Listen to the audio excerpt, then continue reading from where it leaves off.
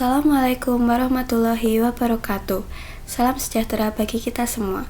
Shalom, Om Swastiastu, Namo Buddhaya, salam kebajikan. Halo semuanya, perkenalkan nama saya Cecilia Abelita Durustanti dan rekan saya Dia Nur Aziza dari jurusan Pendidikan Akuntansi Universitas Negeri Yogyakarta.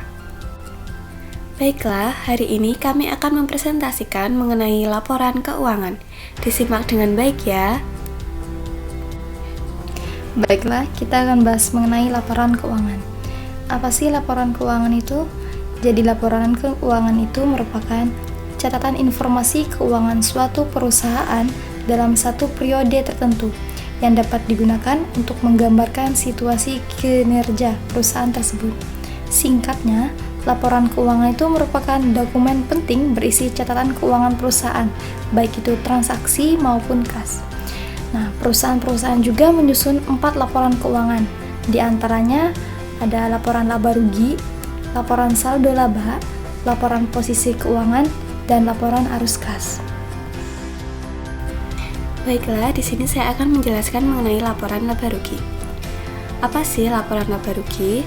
Laporan laba rugi adalah laporan yang menyajikan pendapatan dan beban yang menghasilkan laba neto atau rugi neto untuk periode waktu tertentu. Laporan laba rugi melaporkan keberhasilan atau profitabilitas dari operasi perusahaan selama periode waktu tertentu. Sebagai contoh, laporan laba rugi SoftBite Inc. bertanggal untuk bulan yang berakhir pada 30 September 2014. Laporan laba rugi disusun dari data yang muncul dalam kolom pendapatan dan beban. Judul dari laporan laba rugi menunjukkan perusahaan, jenis laporan, dan periode waktu yang dicakup. Laporan laba rugi mengurutkan pendapatan pertama kali yang kemudian diikuti oleh beban. Pada akhirnya, laporan laba rugi memperlihatkan laba neto atau rugi neto. Saat pendapatan melebihi beban, maka laba neto. Saat beban melebihi pendapatan, maka diperoleh rugi neto. Baiklah, selanjutnya di sini ada contoh dari laporan laba rugi SoftBite Inc. Pada laporan laba rugi, kita bisa melihat datanya dari neraca lajur pada kolom pendapatan dan beban.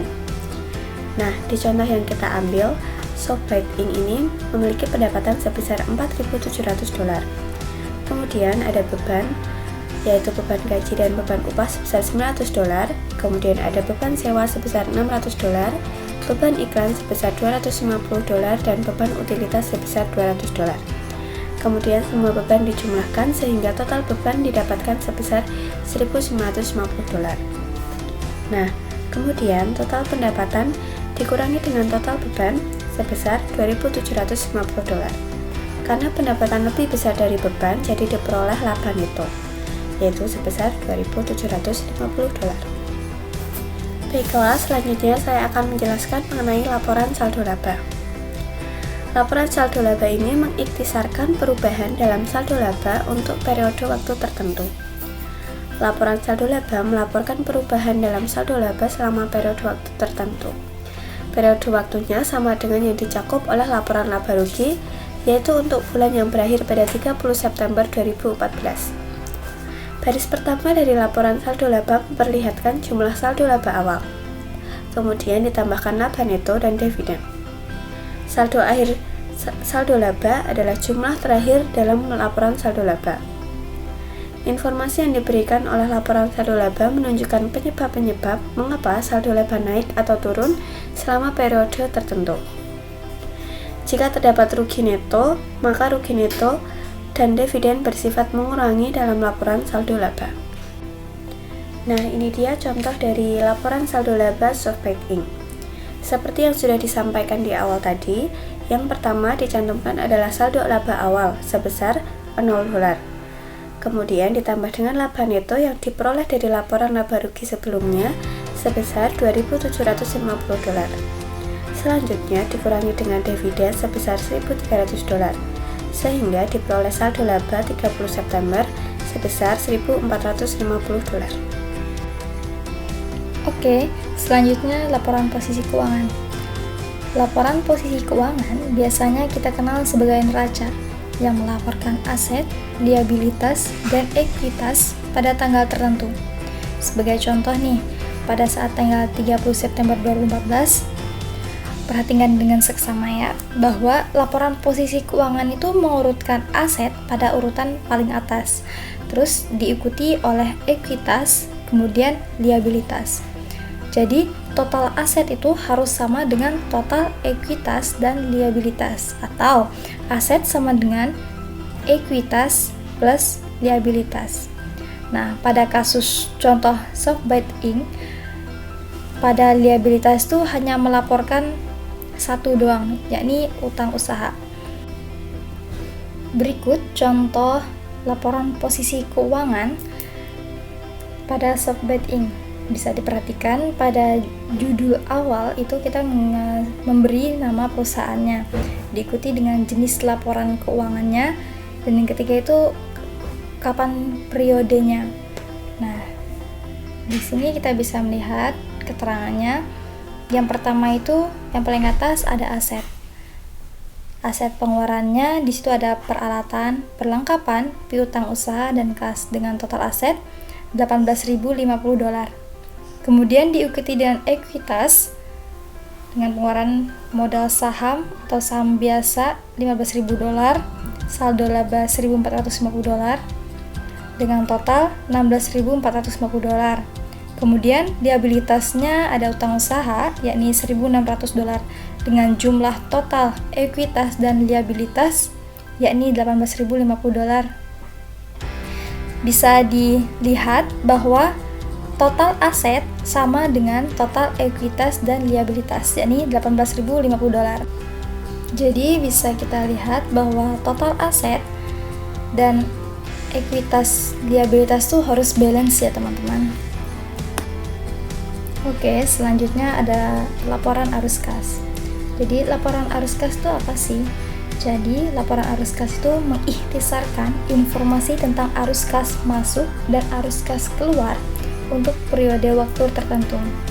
Laporan arus kas juga menyediakan informasi tentang penerimaan dan pembayaran kas selama periode waktu tertentu. Nah, laporan arus kas itu melaporkan yang pertama nih, pengaruh kas dari operasi perusahaan selama satu periode.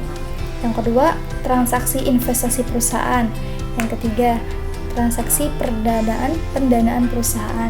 Dan yang keempat tuh penurunan atau kenaikan neto dalam kas selama satu periode. Dan yang kelima, jumlah kas di akhir periode. Jadi, laporan arus kas itu melaporkan sumber, penggunaan, dan perubahan dalam kas itu sangat bermanfaat karena para investor, kreditur, dan pihak-pihak yang lain ingin mengetahui apa yang terjadi pada sumber daya perusahaan yang paling liquid. Laporan arus kas juga menyediakan jawaban-jawaban atas pertanyaan-pertanyaan yang sederhana, seperti yang pertama nih, jika ada yang bertanya, dari mana sih kas berasal selama periode ini? Yang kedua, jika ada pertanyaan seperti digunakan untuk apakah sih kas selama periode ini? Dan ketiga, pertanyaannya, berapakah perubahan dalam saldo kas selama periode ini? Nah, untuk menjawab pertanyaan-pertanyaan tersebut, kita cukup menyediakan laporan arus kas. Dengan adanya laporan arus kas, itu bisa menyediakan jawaban-jawaban atas pertanyaan tadi. Seperti yang diperlihatkan dalam laporan arus kas SoftBank Inc., kas itu meningkat sebesar $8.500 selama periode tersebut.